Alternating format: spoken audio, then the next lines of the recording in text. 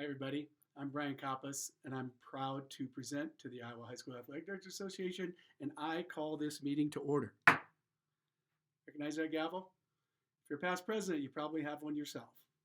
Swede Johnson from Harlan used to make them, and every president, as he left his year, was awarded a gavel along with the ring. It's one way that Swede was able to characterize how Iowa athletic directors have always been the inspiration. I'm wearing my Iowa High School athletic director sweatshirt. It's the only item I have left for clothing from the years I was involved with the association. I kept a lot of things, but when you moved to Colorado, we downsized in terms of where we lived, and I get rid of a lot of things. But something else that I keep and I'm really proud of is my president's ring. As a matter of fact, when I passed the baton to Rick, I got a chance to speak a little bit about, it's kind of an emotional speech where you're passing the baton on and you talk about your year. And I actually talked about how proud I was to get the ring and what a symbol it was of how I got the chance to be and lead in the Iowa High School Athletic Directors Association. Rick stepped up after me and he said, really interesting that Brian talked about his ring. We all know firsthand that ring meant a lot to Brian. As a matter of fact, at every meeting when we walked in, we had to kiss his ring. And of course, Rick and his style and his manner for telling a joke like that. And then he finished with, what the problem was, he always kept it in his back pocket. Of course, that brought a good laugh. And of course, Rick is my very good friend, and we had a lot of fun in the years that we were involved in the association. Rick's an inspiration, and a lot of Iowa athletic directors have been inspirations. And I want to share a clip with you of another Iowa athletic director who clearly was an inspiration to his coaches and his athletes and really his whole community. And as we talk about being the inspiration, consider how you can be an inspiration and look at the role models who have been an inspiration, not just to their schools and their athletes and their coaches, but to their whole community. Don Miller, the coach of the Fort Dodge Dodgers for many years, and tonight another state champion. Don, how do you account for it? Well, it's just a tremendous feeling. The kids came down here with the idea that if they got a little help from some of the other teams, that maybe we could peck away at Dowling and upset them. And right now, it's a good feeling to know that we've accomplished that, Dick. Well, I'd like to think that you didn't need a lot of help to bring those Dodgers along the way you have in recent years. And next year, looks like they're going to be somebody else at the helm, right? Right. This is my last year, and what a scenario. They lucked out, got Coach of the Year, a state title. When I go to bed at night, I'm going to thank the good Lord because it's just an impossible way to get out, but it's so fantastic, Dick. Don, I think we'll thank the good Lord for a gentleman like you coaching high school wrestling here in the state of Iowa. Best of luck to you. Thanks very much, Dick. You bet. Don Miller, ladies and gentlemen. And in order to lead and be the inspiration, of course, you must have reflected on your own core values and beliefs, and you must live them. At Urbandale High School, when I was principal, we had a focus on learning. I'm very proud of that particular mission statement. Bill and his Jayhawk Foundations, it's okay for athletic departments and activities departments to continue to instill in kids character and values. And he came up with For a Better You, and I shouldn't say he did. The students did this. They collaborated, decided who they wanted to be, and they voted on their mission statement. So you look through the kind of things that you do every day, and without going into each one of them, and like I said, it might be a separate discussion. Which of these things would knowing your mission and knowing your core values and beliefs, that comes in handy anytime you have an interaction like any of these things. And when we talk about athletic directors who have been the inspiration, Don Miller's name belongs right up there with all of them, being the inspiration that he was for his coaches and his teams, and being the inspiration for his school and his community. To be the inspiration, I think it's important that you contribute to your community in a way that they want to recognize you when you're finally, when you move on. In addition, he's been quite an inspiration for our organization. Speaking of inspirations for the Iowa High School Athletic Directors Association, I hope that this man is never forgotten. Mr. Bob White, he's been called the father of the Iowa High School Athletic Directors Association.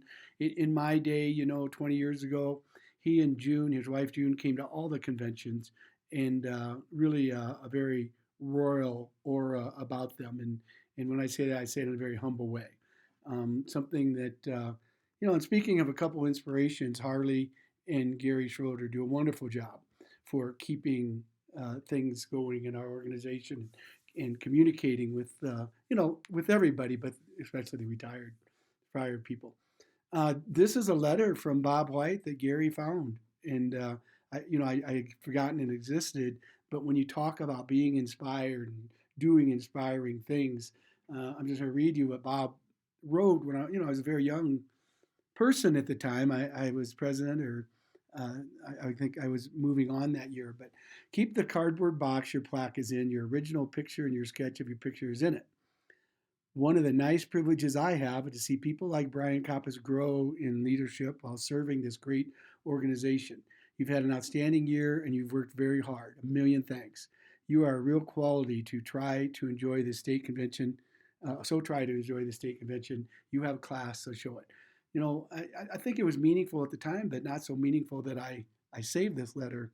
And when Gary presented it to me last year, it was really meaningful, and I would have to say quite inspiring. So being the inspiration, Bob White has done that for our organization for a long time.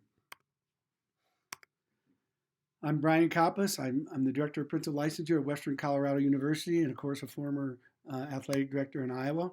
Iowa High School Athletic Directors Association has its own mission. I'm sure it's collaboratively developed. I don't know which year and which group, but I present it because I want you, as we have this conversation, to be thinking about your own mission, the mission for your department. What is it that you value and believe, and how have you synthesized that into a mission statement? A mission statement is composed of the core values. And so the Iowa High School Athletic Directors Association has done that. They developed these core values of what we're about and what we believe, and we've synthesized it, as you've seen, into a mission statement. You need this. You need this in your organization, and start thinking about how you can make your visible more well known. Make your mission more visible and more well known. And to get that started, you're the leader. And in order to lead others, you must appreciate your own values and beliefs before you can help others realize their own. And when it comes down to coaching and being an athletic administrator, you come back to those value beliefs over and over again. You need to have synthesized them. They need to be written into a mission statement, and then you need to live them. And that's how people recognize you as an inspiration. Are you keeping all your coaches happy? Do you keep all your administrators happy? I want to tell you that that's not your job. Okay? The culture of your organization begins with your mission statement, and it is composed of your core values, what you value and believe. And all you can do for people is put this into place. And if their core values align with your mission statement, if their core values align with what the purpose of your organization and the vision of your organization, that is what allows them to self-actualize and feel a sense of purpose. And that is where their happiness and fulfillment of being a coach in your organization will come from. I'm going to share a tool here in a little bit that hopefully will help your coaching staff be engaged, be motivated. Hopefully you'll have an understanding, a historical perspective of behavior motivation. We're going to talk about some literature, and I have a tool that I'd like to share with you that hopefully can bring satisfaction, growth, happiness, inspiration to the evaluation process, evaluating your coaches. Take a look at that. What did you see? And I'm not asking what you see here. Clearly you see me after I hiked to the Delicate Arch, but I want you to reflect on that picture. You should have seen either an old woman or a beautiful young lady. And sometimes people have to look at it a couple times. Do you see the old woman or the beautiful lady? If you look through here. This is the old woman. This is her nose. And there's her lips. And there's her chin. And there's her gray hair. Here's the beautiful lady. She's looking the other way. She's kind of looking over her right shoulder. That's an eyelash. Here's her ear. And this is kind of her chin. And you're just getting a profile of the left side. And then she has beautiful dark hair. And my point in showing that to you is that two people can look at the same thing, the same picture, and see two different things. And it really happens all the time. And that's why it's important to understand mental models. And the important thing about mental models is that we fail to put new insights into practice because those new insights conflict with our deeply held internal images of how the world works. And we have to not be stuck in our original mental models. We need to be willing to expand them and see other people's point of view. And sometimes that takes a lot of work, listening. Covey said, seek first to understand. And there's another definition, and that definition really talks about the assumptions from socialization, values, beliefs, education, and experience. And our mental models are often developed based on our experiences. And so when we interact with somebody with different experiences, naturally our mental models might be different, and that may lead to conflict.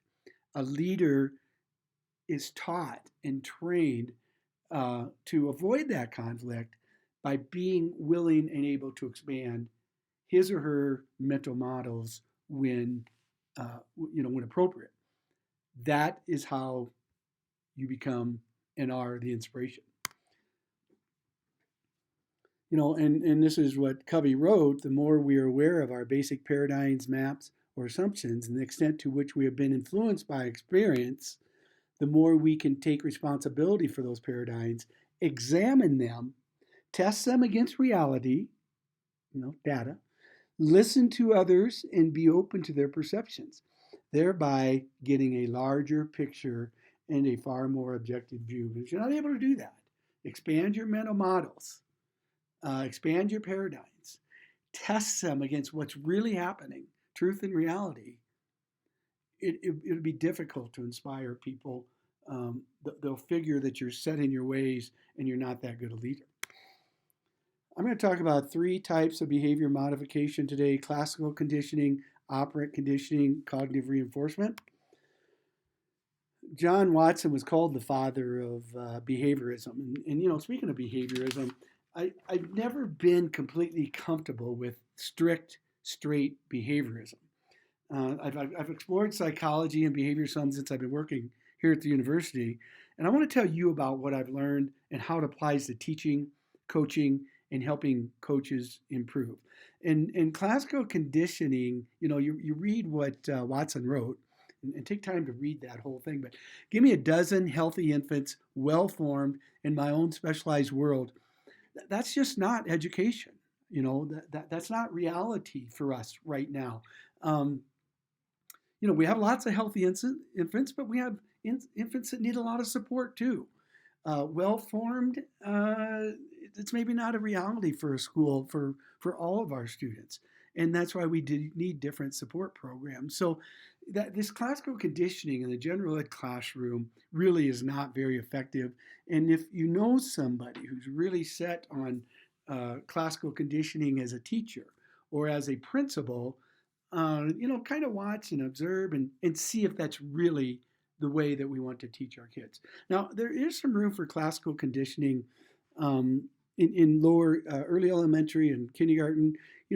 We are trying to get practices and behaviors and processes in place with children their minds aren't so developed that they are able to reflect on the outcomes and the results of some of these behaviors. So we really do train them. Another place where I support classical conditioning is really in the coaching realm. Coaches and students, not AD to coaches. I want to talk about that a little bit, but watch this former AD and former high school coach who really, in my opinion, relied a lot on classical conditioning, but I'll tell you why I think it's appropriate in the way he did it.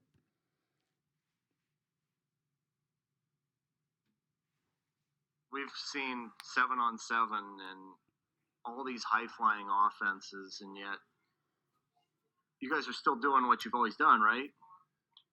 Well, yeah. I mean, it's changed tremendously. You know, everybody used to put 2 and 3 backs in the backfield. Everything was tight. We went through a period of time, and I know there's still out there the double wing, you know, double tight, double wing, and stuff. Now everybody's went to what the college has, spreading out all over the place, run shotgun, running no huddle. Well, we think that has helped us because the more people do that, we become the oddball, which we think makes it harder to prepare for us in a week. That's why I don't have a problem doing what we do because it's proven to be successful. If it wasn't, I obviously would be looking at making a change. You guys do any 7-on-7 or anything like that in the summer? No.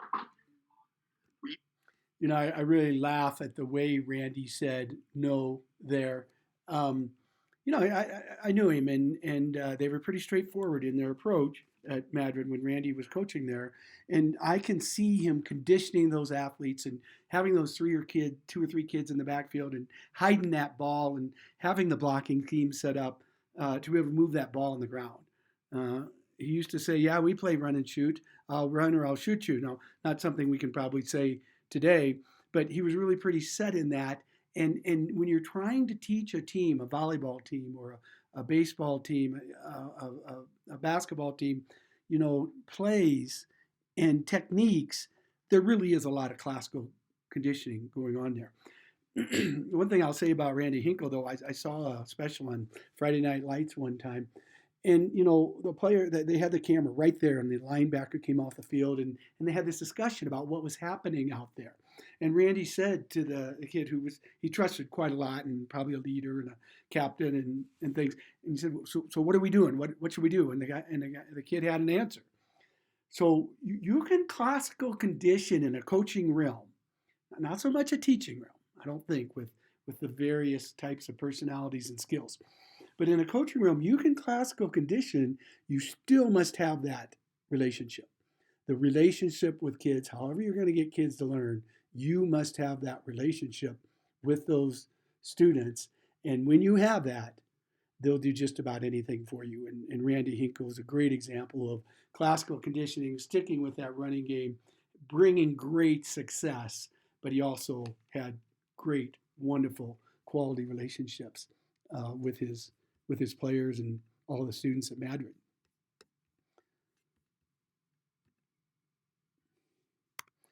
Operant conditioning, it's a little different, but let's go down. It's mostly known for reinforcing and positive reinforcements and negative reinforcements. And you really have to reflect on that. You're going to hear me say, you know, there's really no place in public education for negative reinforcements and punishers. This is coming from an assistant principal and principal who absolutely quit writing detentions. I went into more of a cognitive reinforcement program and a strategy called responsibility planning, and that's really a different presentation. But I'm always willing to talk about it. I'm writing about it, and I speak about it, and it's really much better than negative reinforcement. B.F. Skinner is kind of the reinforcement guy. He's one of the well-known psychologists from America ever. And look at the last part of his statement here. He did believe in control. He argues that we should abandon our illusory beliefs in behavioral freedom, forthrightly accept the inevitability of control, and set ourselves to designing environments in which people's behavior will be directed toward socially desirable ends by the exclusive means of positive reinforcements. This is the guy that studied reinforcements and the Skinner box, and he's in all the introductory to psychology classes, and he said the exclusive means of positive reinforcements. That means no negative reinforcements. But think about, with the coach that sends the kid running for a lap, or extra conditioning for as a punishment, or the teacher who does a detention, or the principal who does detentions and suspensions. And that's really another discussion. I'm always willing to have it. But know that the fellow who most recognized for studying and writing about reinforcements believes in the exclusive means of positive reinforcements. So you have to decide what kind of athletic director you're going to be, and there's such a thing as a boss athletic director who's really focused on his own needs or her own needs, and a lead athletic director who has care and concerns for the needs of his coaches and his students and athletes. Boss managers firmly believe that people can be motivated from the outside. They fail to understand that all of our motivation comes from within ourselves. And I hope to show you that. But if you're an external motivation person only, you're going to really want to reflect a little bit and do some of the reading on Glasser and some of the other intrinsic motivation works that I'm going to share. We should be using cognitive reinforcement. It's a situation where you try and get the thinking. Like I said, very little kids, their minds maybe haven't developed. They can't reflect. They're not able to reflect maybe on their behavior or whatever in their learning. But as you get to second, third, fourth, fifth grade and on, these students are able to, and some will tell you even earlier, but these students have the opportunity and the ability to reflect. I don't think as educators we focus on Maslow's enough. Physiological needs is really interesting in the COVID, the isolation. One of the biggest things was the importance of schools and students having a place to go, but also students who were out of school being fed. I would like to see a little bit more focus on learning in those discussions, but schools really came into their own when people realized that, hey, this might be the only meal some of these students get. If students don't have their physiological needs met and people, they're not going to self-actualize. You have to feel safe. That's the focus on bullying and harassment. You need to feel safe. It's so helpful to feel loved and to belong to a group is what so many coaches do so well on their teams is they make everybody part of it. They make lots of examples of how coaches reach out and activities or some of the places in schools that we really help kids feel like they belong. That increases their esteem. And I'll tell you what kills esteem faster than anything: punishment, negative reinforcement from somebody you would like to trust and you'd like to have mutual trust. And as we follow this hierarchy in Maslow's, that's how children and adults, your coaches too, self-actualize. So I advocate a more cognitive approach to leading, and having that mission based on your values and beliefs gives people something to believe in. It gives them that feeling of belonging if they share those values and beliefs. And Daniel Pink put it like this in Drive: the most deeply motivated people, not to mention those who are most productive and satisfied, hitch their desires to a cause larger than themselves. And I can only tell you that that's the truth. And if you've been a coach, you've tried to do this with your kids. And if you're a principal or teacher now, I say do that. Find that mission. Find that purpose for your school, your classroom, or your athletic program, and allow people with the same values and beliefs to hitch onto it. I talked about classical conditioning already. This is another important book. Start with Why. And it's about our why, our purpose. And Cynic writes, when a why is clear, that's that purpose, that mission, those who share that belief will be drawn to it and maybe want to take part in bringing it to life. That's what happens on good teams. I use the example of Hickle and Donnie Miller and what he did for Dodge, but any great coach is making their athletes part of this bigger thing, part of this mission and this purpose. And if they're a great coach, that mission or purpose is not just to tally wins for their career won and loss record. The really great coaches, and you know this much, have something bigger in mind for all their athletes. And when a whole group declares, I want to help, amazing things can happen.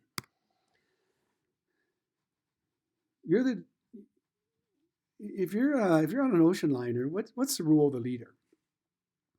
And it took me probably years to really understand this, but you're not setting the direction. You are designing the ship. If you're the coach of the Southeast Polk volleyball team, you design the plays and the strategies and the offense and the defense, and you design this, and you often design it around the talent you have. As an athletic director, you get to interview the talent that you bring on, and you're really looking for people who have the same values and beliefs as you to help man or woman that ship, to put the people on that ship. And you're tweaking your ship all the time. Think of yourself as the designer of the ship. No longer think of yourself as setting the course. You're physically going to decide this organization, this department you're in charge of. And it starts with your mission. It starts with your mission. Bob White years ago and a group of loyal people who had the same values and beliefs designed this organization. And there's our mission. We're focused on professional growth, and we show that through the LTCs and through this kind of activity. So there's a capacity matrix that I want to share with you to help you have conversations with your coaches about their improvement. And the thing I want you to point out is simply the standards. They're the Iowa teaching standards being, I rewrote them so they applied to coaching. I heard that Tom Lipovac did the same thing, and that the BOEE is requiring you to use national standards. But you can still use this concept of a capacity matrix. And in order to have the capacity matrix, you need these elements and this standard. But you need to give the coach an opportunity to reflect on where he or she falls. So this is an important important part of the capacity matrix. And you can see I have that in there several times. I have it there for each standard.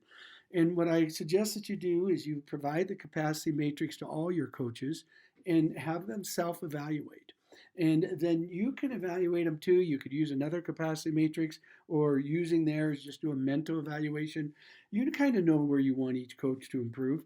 And you can. And then I want you to go and have a conversation with them, but don't tell them where they need to improve. Ask them what their strengths are. And maybe even if you would like a little more documentation on a strength, if a coach puts in a strength that maybe you don't necessarily agree with, you don't have to make this adversarial. You can say, well, how have you documented that, that capacity, that sets and communications, high expectations for social, behavioral, and performance success of all students. What documentation do you have of that? And maybe what you can agree on is that the coach isn't quite there, and you're going to have them work, to that would be the area for improvement. What the capacity matrix does is allow the coach to identify his or her areas for improvement, and it provides you, through the conversation that you have, the opportunity to discuss that improvement with them. I have more to say about it, but I'm running out of time on this video. But you'll get a copy of that, I suspect through either through Harley or Scott Jarvis. You should get a copy of what I've done, and I know I've done it. I did it before I knew that BOEE was requiring you to use national standards, but the format still works regardless of what standards you're going to use. And then the cognitive coaching is a study. Mostly what I want to show you on cognitive coaching, this slide, is that website. There's a very useful video. It's about 20 minutes, but you can get cognitive coaching training through the AEA. And the idea is to go beyond yes or no questions. When you ask questions of your coach in these meetings, you have to use probing questions to get them to really reflect on their coaching. These necessary, crucial conversations is how you will get your improvement through cognitive coaching. Humans are fundamentally motivated by two factors: doing things that are intrinsically meaningful to themselves and working with others, peers, for example, in accomplishing worthwhile goals never before reached. Be the inspiration. Know your own core values and beliefs and synthesize them in a mission statement. Examples for a better you. Lots of decisions you do every day, you have to know your values in order to make those decisions in line with your core values and what you believe. Have a vision. Have a strategic plan. It's different than your mission. In a vision, you understand your current reality. You decide where you want to be, your desired state, and you develop an action plan on how to get there. Minimize classical conditioning. We've seen how it can be benefit, as some coaches do, but minimize it. Maximize cognitive reinforcement. Allow people to help get where they want to be. You ask the right questions. Conversations about improvement are how you're going to be the inspiration in your department. When you're having a disagreement on where a coach needs to improve, the only way you're going to be convincing is with data. Use data. And that's all I have for today. There's lots of people who their communities have recognized how they have been the inspiration. I've really focused on the past in this presentation because the theme is be the inspiration. The theme is to you current athletic directors, and many of you are the inspiration. My presentation is to show you how those from the past have been the inspiration. I hope you enjoyed this presentation. Stay tuned for what's coming up.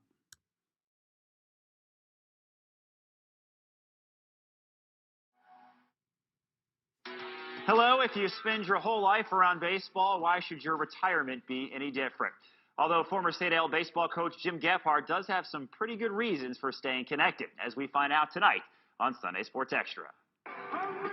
After 30 years and about 550 wins, State AL baseball icon Jim Gephardt is enjoying his retirement the only way he knows how. Well, there I am out there with a rake, and I'm thinking, what am I doing this? I didn't want to rake anymore. There's a new manager now. It's been that way for a decade. But still, pretty much know what he's thinking and what he's doing, to be honest with you. I know where they're going and what they're trying to do. Shortstops. Yep, it's still in his blood. In fact, it is his own blood continuing that winning tradition. You know, I grew up on this field, working on this field. J.R. Gephardt played for his dad, was an assistant for his dad, and now carries the torch for his dad. It's an honor to really follow in his footsteps. As Sadel's head coach. All right, look sharp here. Wait for the name on the front right there, fellas. Click, click, boom! Just watching him through the years and the difference that they made, I thought, you know, if I could be half that good, I'd be doing a pretty good job. The coach is still Coach Gephardt, and the wins still come down to the little things. We do a lot with the small ball game. We do a lot of drills that we were doing back then. He could come here and coach, and it'd be the same team again. You know, that worked years ago, and it still works today.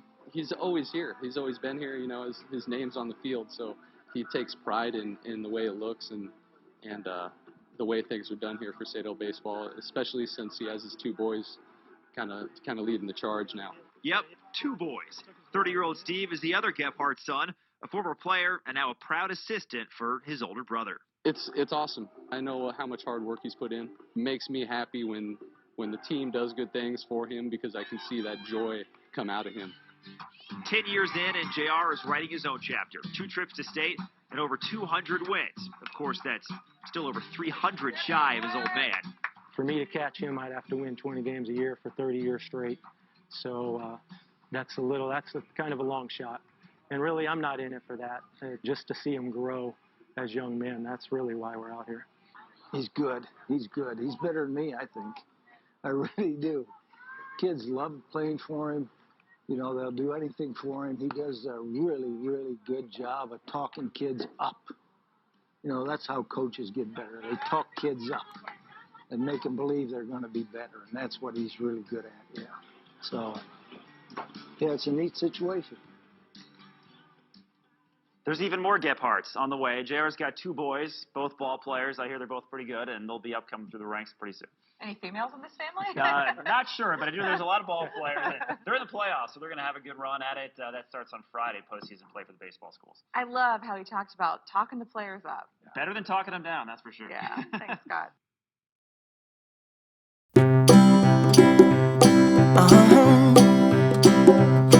If you ever find yourself stuck in the middle of the sea, I'll sail the world to find you. If you ever find yourself lost in the dark and you can't see, I'll be the light to guide you. Find out what we're made of when we are called to help our friends in need. You can count on me like 1, 2, 3, I'll be there. And I know when I need it, I can count on you like 4, 3, 2, and you'll be there. 'Cause that's what friends are supposed to do, oh yeah. Ooh,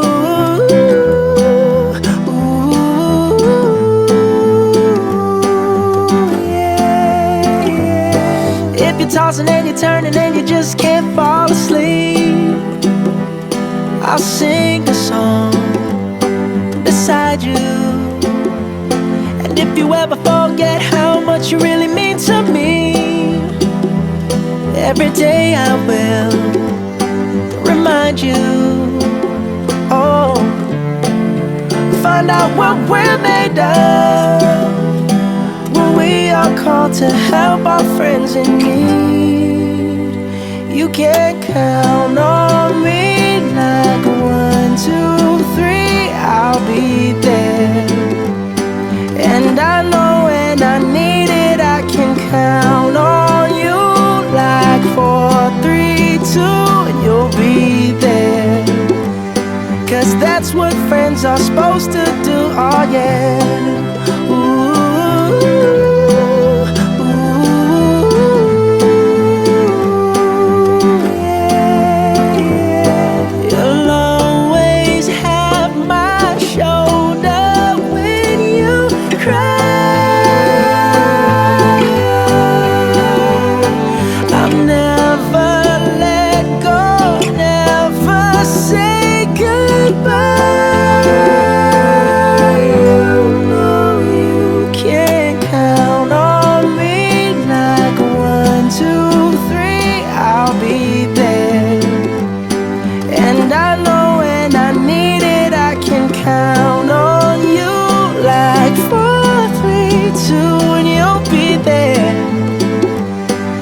That's what friends are supposed to do, oh yeah.